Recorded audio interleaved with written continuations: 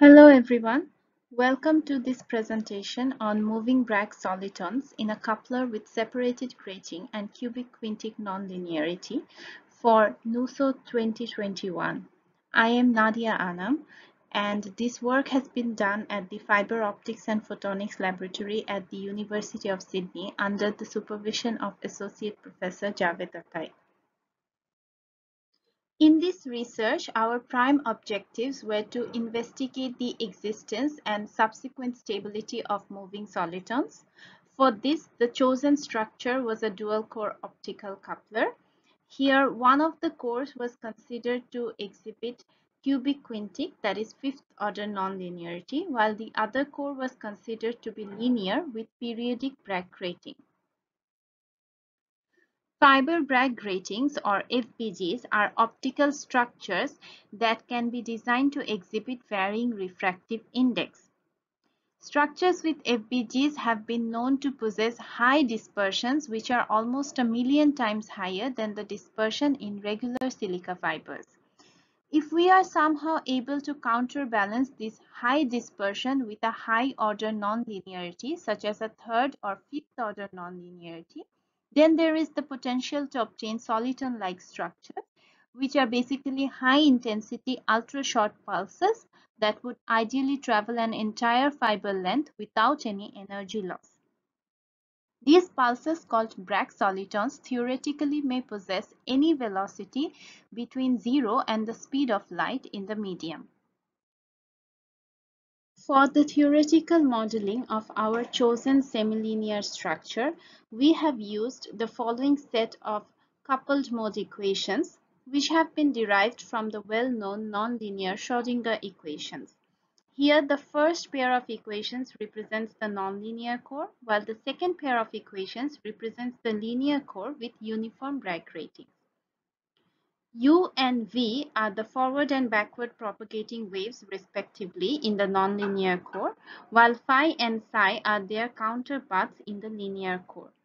Q represents the cubic quintic nonlinearity factor, C is the ratio of the group velocity between the two cores, and lambda is the coupling coefficient between the forward and backward propagating waves in the linear core. To fulfill our first objective of finding moving solitons in our chosen structure, we needed to convert the stationary coordinates into moving ones using the transformation shown here. Then we made necessary changes to our coupled mode equations to incorporate the moving coordinates. Here, sigma represents the soliton velocity. In order to obtain the corresponding linear spectrum, we need to make necessary substitutions in our coupled mode equations and obtain the dispersion relation. Here you can see the plots of the linear spectra at specific values of lambda and c. Omega represents the detuning frequency while k is the wave number. We have varied the soliton velocity sigma, and this has impacted our band gaps, that means our upper and lower band gaps position. We obtained both stable and unstable solitons in the upper and lower band gaps. These solitons were of two types, namely type 1 and type 2. Here we have shown you an example of a type 1 stable soliton, which is going to be propagated for a particular time duration, and we are considering specific values of lambda, c, sigma, omega, and q. Now, most of the second type of soliton, which is the type 2 soliton, were found to have a two-tier profile, as you can see over here.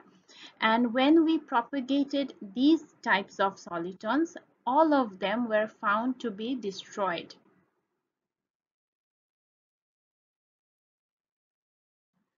So here's a summary of our overall findings, which show the upper, lower, and central band gaps.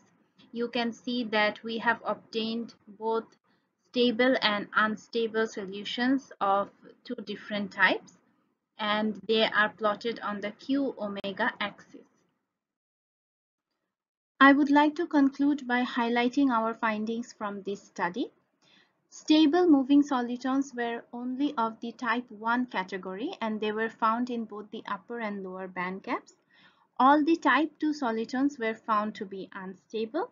In the upper and lower band gaps, there were certain regions where neither stable nor unstable soliton solutions could be found, which is in contrast to our earlier research with stationary solitons, where both the upper and lower band gaps had continuous soliton solutions. So this is an interesting finding for us. I would like to thank you for listening, and if you have any questions, please do not hesitate to get in touch with me.